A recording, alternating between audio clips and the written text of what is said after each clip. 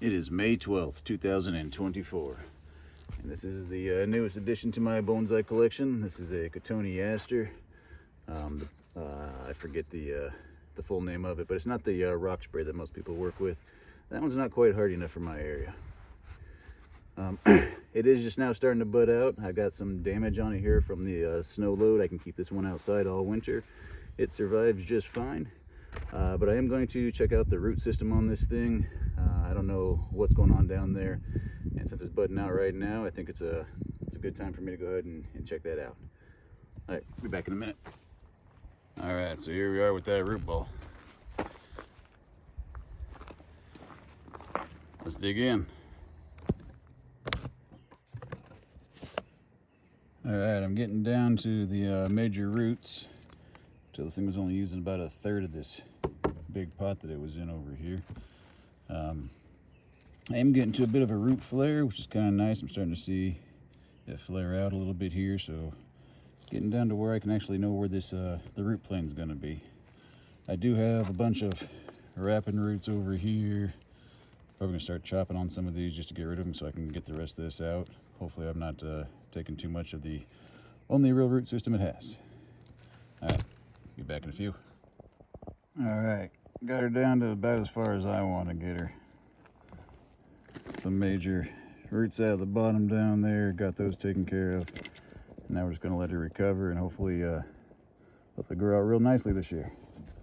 Then we're going to put her back into this, what do you call it, terracotta? There it is, terracotta pot. For the most part, the roots all fit in there. I might cut off some of those longer ones, give some room to expand, and then let it grow in there for the season.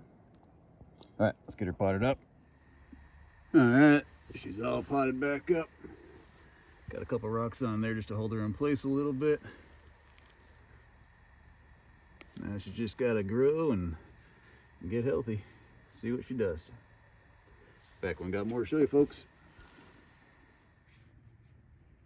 All right, it is the beginning of July 2024, and my Peking Cotoneaster is looking pretty good. She's recovered pretty well from the root pruning and the repot there, and she's got leaves growing all the way up.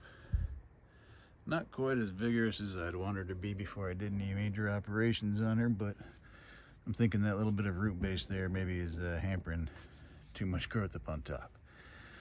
And I don't necessarily want my tree having any more thickness down here, so what I'm going to do is just get rid of this branch and this branch right now and start making this focusing this on my main trunk here and letting those grow, but just mainly getting rid of these two branches here.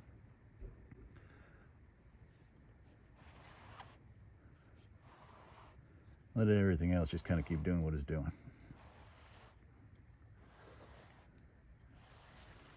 All right, let's get to it. All right, got those branches trimmed down there. Took this one off from right here, put some of that rubber cement on there, and the other one off over here, put that rubber cement on her as well. Probably actually thinking about chopping this tree right about here, but right now I still want to keep all this vertical growth just to let this whole thing thicken up and really start to grow. All right, folks, back when I got a little more to show you.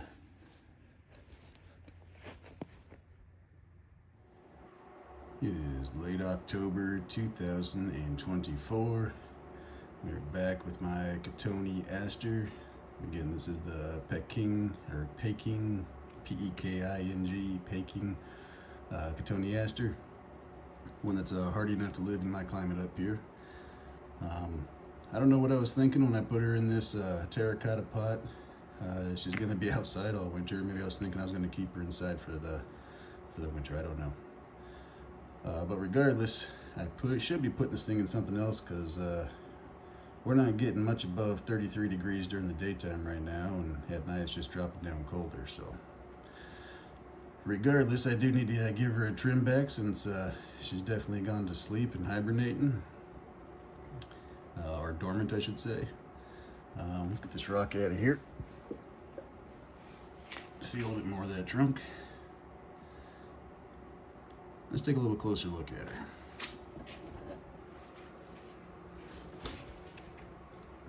So I'm really liking how that bark is getting flaky down there, looking pretty mature. Up here it's a little bit more bumpy still, ready for a lot of back budding and whatnot. And speaking of back budding, she definitely does a good job of doing that.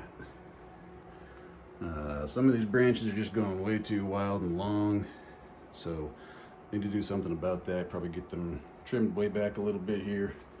Still got some berries coming through. Yeah, the berries are black on the Peking, I don't know. All right, let's get her trimmed back and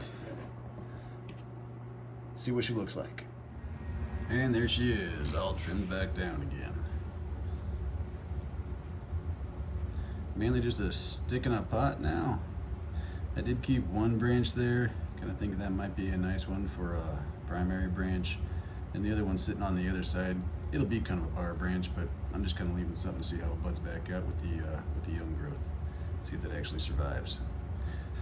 All right, folks, back when I got more to show you. It is early May 2025. My Peking Cotoneaster is starting to wake up. You see the buds are actually starting to pop and leaf out a little bit, so I think I'm right at the right time to do a repot on her. I don't know that she needs a repot in here. Probably could have gone another year with it, but I'm not really a big fan of this substrate here. It seems to repel water in the summertime, which I'm not liking. Too much clay, I think. I don't know. But regardless, she's coming out of here. Gonna get into a new pot here and let her grow out for the 2025 season. All right, give me a second. As you can see, she's actually got a pretty decent looking root system. Nice and radial, relatively flat too. Got it mostly raked out. She's actually looking pretty good. I'm proud of her anyways. All right, I'm gonna get in there and really start cleaning in and start making some decisions on my root pruning. Then I'll get her potted back up. Give it another minute. All right, as you can see, I went pretty hard on her. I still gotta do some final trim backs and whatnot, but I got planes and planes of roots down in here. I think this was originally grown from a cutting, and all the roots were growing straight down for whatever reason. But these roots here, I got them free and can kind of prop them up a little bit. This is gonna be the back of the tree just because it has all this nasty scarring here. I need to get this root plane back here up a little bit more, or have this tree really leaning as it's planted.